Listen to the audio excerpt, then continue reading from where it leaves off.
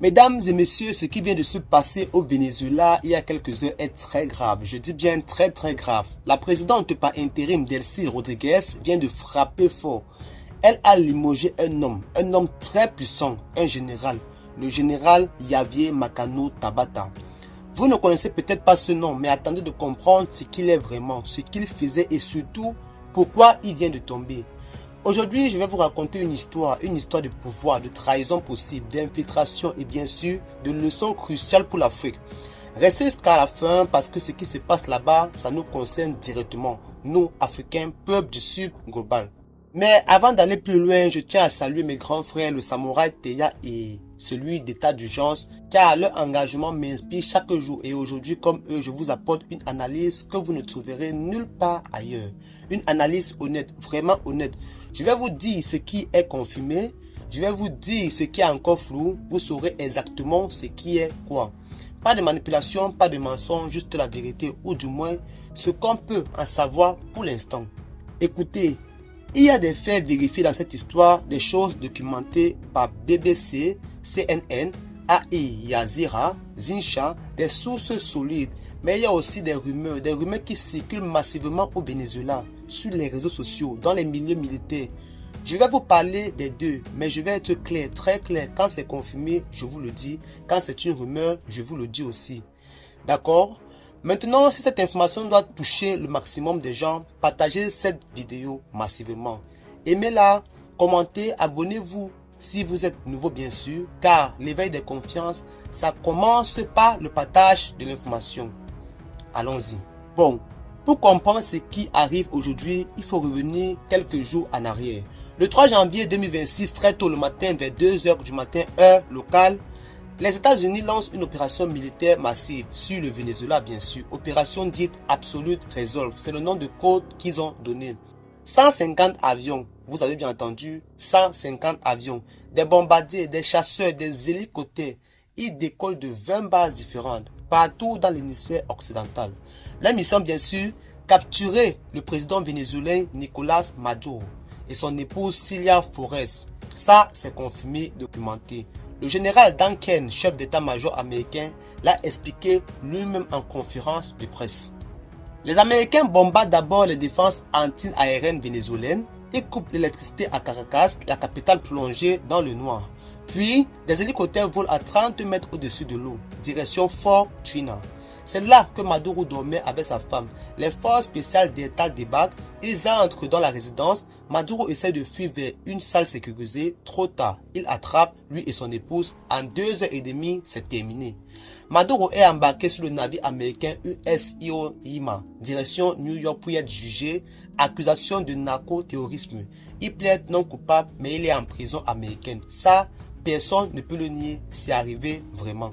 Maintenant, le prix de cette opération, plus de 100 morts. Le ministre de l'Intérieur vénézuélien l'a confirmé mercredi dernier. 100 morts, 23 militaires vénézuéliens au minimum, 32 Cubains, oui, des Cubains. Ils étaient là pour aider à protéger Maduro. Cuba a confirmé les morts sur Facebook. 32 de leurs citoyens tombés en défendant un allié et des dizaines de civils, des familles détruites, des maisons bombardées, 7 soldats américains blessés, mais aucun mort américain. Trump l'a dit fièrement, opération parfaitement exécutée. Voilà les faits du brutaux mais réels. Alors, maintenant, la question que tout le monde se pose, comment les Américains ont-ils réussi? Comment ont-ils localisé Maduro avec cette précision? Comment ont-ils su exactement où il dormait? À quelle heure? Dans quelle pièce? Parce que regardez, Fort Twina, c'est une base militaire hautement sécurisée. La résidence présidentielle avait des gardes, des systèmes de défense, des Cubains expérimentés et pourtant, les Américains sont entrés comme si c'était facile, comme s'ils avaient un plan détaillé, un guide. Vous voyez où je vais en venir? La CIA, l'agence de renseignement américain, écoutez ça bien, CNN l'a révélé, NBC aussi, Defense One, des sources américaines officielles. Depuis août 2025, l'été dernier, la CIA avait infiltré le Venezuela, une petite équipe secrète, la mission bien sûr, traquer Maduro. Suivre ses mouvements, ses habitudes. Le général Duncan l'a dit publiquement, je cite, « Nous savions où il dormait, ce qu'il mangeait, ce qu'il portait, même ses animaux de compagnie. » Vous comprenez le niveau de détail? Ce n'est pas l'espionnage normal, c'est de l'infiltration profonde, très profonde. Et voilà le plus important. CNN l'a confirmé. La CIA avait une source à l'intérieur, quelqu'un proche de Maduro, très proche, quelqu'un qui leur donnait tout. Des localisations, les routines, les failles de sécurité. Cette personne, elle a permis l'opération. Sans elle, peut-être ça aurait échoué. Mais qui était cette source? À la silence radio. Les Américains ne le disent pas jamais pour protéger leur argent, évidemment. Mais au Venezuela, les langues se délient. Les rumeurs explosent et un nom revient encore et encore. Le général Javier Macano Tabata. Alors, qui est cet homme? Pourquoi ce nom circule autant? Voilà. Le général Javier Macano Tabata, il avait deux postes absolument stratégiques. Premier poste, chef de la garde d'honneur présidentielle. C'est quoi, vous allez me dire? C'est l'unité militaire qui protège le président. Directement, ses gardes du corps, son cercle de sécurité rapproché, il savait tout. Où Maduro dormait, ses déplacements, ses habitudes, tout. Deuxième poste, directeur de la DGCIM, la Direction Générale du Contre-Espionnage Militaire. C'est quoi ça? C'est le service qui surveille les espions étrangers, qui intercepte les communications, qui protège contre l'infiltration. Vous comprenez maintenant? Cet homme, il était au cœur de tout, de la sécurité physique et du renseignement. Et le 7 janvier 2026, quelques jours seulement après la capture de Maduro, Delcy Rodriguez le limoge, fini, viré, remplacé immédiatement par Gustavo González López, un autre homme des services secrets. C'est officiel, BBC l'a confirmé, Zinchua aussi, le gouvernement vénézuélien l'a annoncé. Alors forcément, les gens se posent des questions. Pourquoi maintenant? Pourquoi lui? Pourquoi si vite après l'opération américaine? Coïncidence ou autre chose? Maintenant, attention, ce que je vais vous dire maintenant, ce sont des rumeurs. Je dis bien rumeurs, pas de confirmation officielle ni du gouvernement vénézuélien ni des Américains, mais ça circule massivement sur les réseaux sociaux vénézuéliens. Dans les milieux militaires, sur des sites d'information, alors, voici ce qui se dit. Macano Tabata aurait fourni les coordonnées exactes de Maduro aux Américains. Il aurait désactivé les systèmes de défense anti-aérienne de Fort Trina pour faciliter l'entrée des hélicoptères américains. Il aurait échangé des messages chiffrés avec la CIA dans les jours précédant l'attaque. Certains parlent d'interception téléphonique qu'il aurait trahi, qu'il aurait mis à nu. Voilà, c'est ce qui se dit. Est-ce que c'est vrai? Honnêtement, je ne sais pas. Je n'ai pas les preuves, personne ne les a. Mais réfléchissons ensemble. La CIA avait bien une source infiltrée. Ça, c'est confirmé par les Américains eux-mêmes. Cette source était proche de Maduro, très proche. Pour avoir tous ces détails, Macano Tabata occupait exactement les postes qui auraient permis une telle chose. Accès à Maduro, contrôle de la sécurité, contrôle du contre-espionnage et il est limogé juste après. 4 jours après, alors possible? Oui. Prouvé? Non, pas encore. Mais attendez, écoutez ça, parce que voilà où ça devient vraiment bizarre.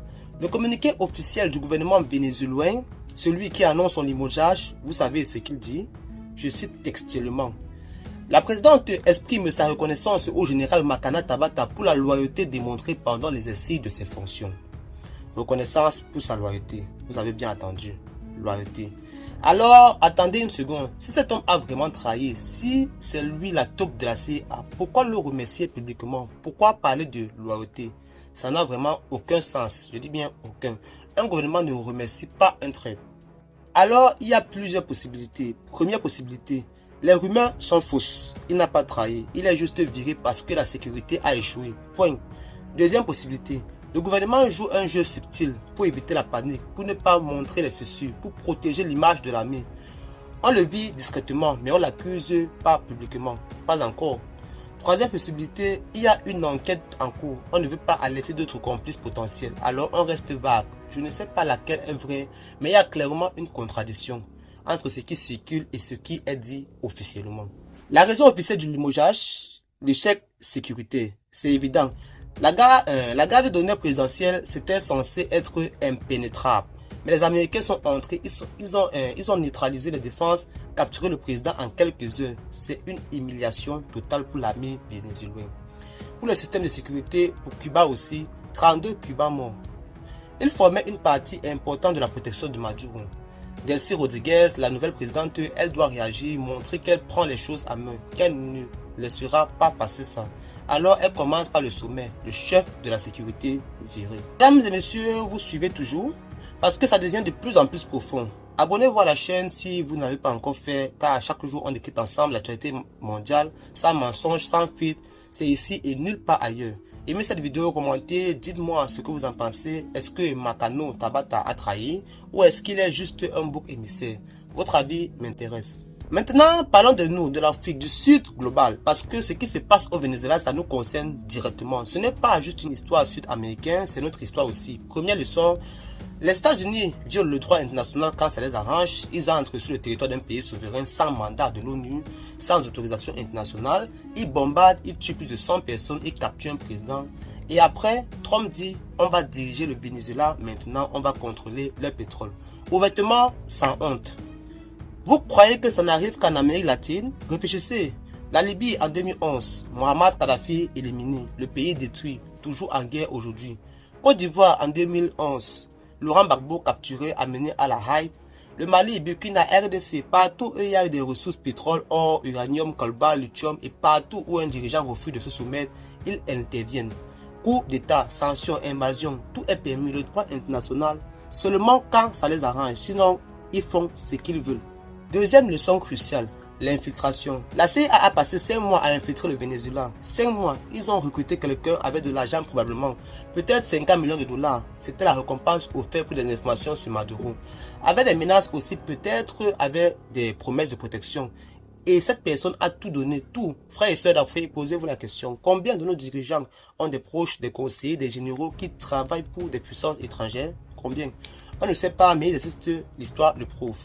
Patrice Lumumba, premier ministre du Congo, trahi par ses propres collaborateurs avec la complicité directe de la CIA. Documents déclassifiés, c'est prouvé. Thomas Sankara, président du Burkina Faso, trahi par Blaise Compaoré, son frère d'armes, son ami d'enfance, avec le soutien bien sûr de qui? De la France. De services secrets. L'histoire se répète encore et encore tant que on ne nettoie pas nos systèmes, tant qu'on ne sécurise pas nos cercles de pouvoir, on reste vulnérable, très vulnérable. La troisième leçon est la suivante. Les ressources naturelles. Trump l'a dit sans détour, on va contrôler le pétrole vénézuélien. Pas de langue de bois, pas de prétexte démocratie, non, on veut le pétrole. Point final. C'est pareil pour le pétrole du Nigeria, le colbas du Congo, l'uranium du Niger, le lithium du Zimbabwe, l'or du Mali, ils veulent tout. Et ils sont prêts à tout pour l'avoir. Déstabilisation, coup d'état, invasion, tout. Alors, qu'est-ce qu'on fait? On accepte, on se résigne? Non. Regardez Cuba, un petit pays pauvre économiquement sous embargo depuis des décennies.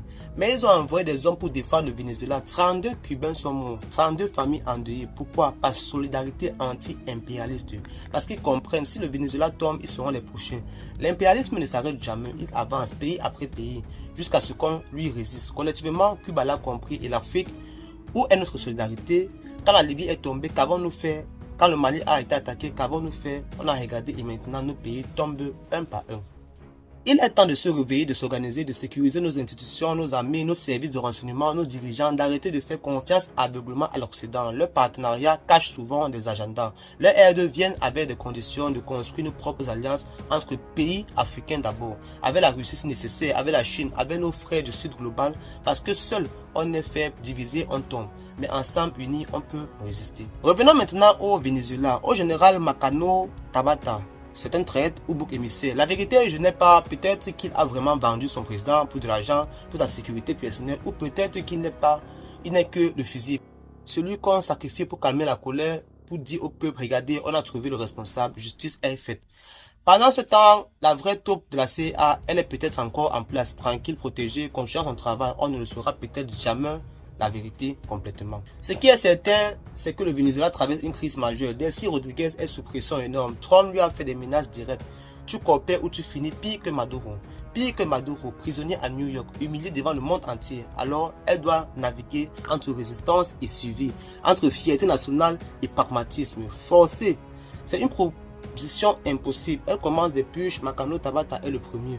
D'autres suivants pour identifier les failles ou les traites ou simplement pour montrer sa force. Et pendant tout ça, le peuple vénézuélien souffre. Plus de 100 morts, des familles brisées, un pays humilié sur la scène internationale. Le président a mené de force, leur souveraineté violée, leur défense détruite, mais ils résistent, ils ne se soumettent pas. Pas complètement, pas encore, et ça, c'est inspirant. Pour nous tous, parce que la dignité, ça ne se négocie pas. La souveraineté, ça se défend coûte que coûte. Voilà où nous en sommes, mes frères et sœurs. Le général Makano Tabata, limogé, peut-être bientôt jugé. Les rumeurs de trahison circulent, mais les preuves publiques manquent. Le gouvernement vénézuélien reste ambigu entre remerciements officiels et limogeage brutal. La CIA avait bien une source infiltrée, ça c'est confirmé. Mais son identité reste secrète. Peut-être pour toujours, ce qui est clair, c'est que le Venezuela a été infiltré profondément pendant des mois et que cette infiltration a permis une opération militaire dévastatrice. Pour l'Afrique, les leçons sont évidentes. Sécurisez vos systèmes, identifiez les infiltrations, protégez vos ressources, construisez des alliances solides, restez vigilants. Parce que ce qui arrive au Venezuela aujourd'hui peut arriver chez nous demain. L'impérialisme n'a pas de limite géographique, il va partout où il y a des ressources et des résistances à briser. Alors, restons éveillés, ensemble, informés, organisés, c'est notre meilleure défense. Partagez cette vidéo bien sûr massivement partout sur WhatsApp, sur Facebook, sur Twitter, dans tous vos groupes, car l'information c'est du pouvoir et aujourd'hui ce pouvoir est entre vos mains. Ne croyez pas tout aveuglément, même pas tout ce que je dis. Vérifiez, comparez, réfléchissez, cherchez plusieurs sources. C'est comme ça qu'on reste libre, c'est comme ça qu'on construit une conscience collective forte. Le Venezuela résiste, l'Afrique observe, le Sud global se lève, les empires tremblent et nous restons debout, vigilants, dignes, conscients. Je suis Ifran Yama, Samouraï Ifran. Merci d'avoir regardé jusqu'au bout. À très bientôt pour une nouvelle analyse, pour une nouvelle vérité. Restez éveillés, restez forts, restez dignes.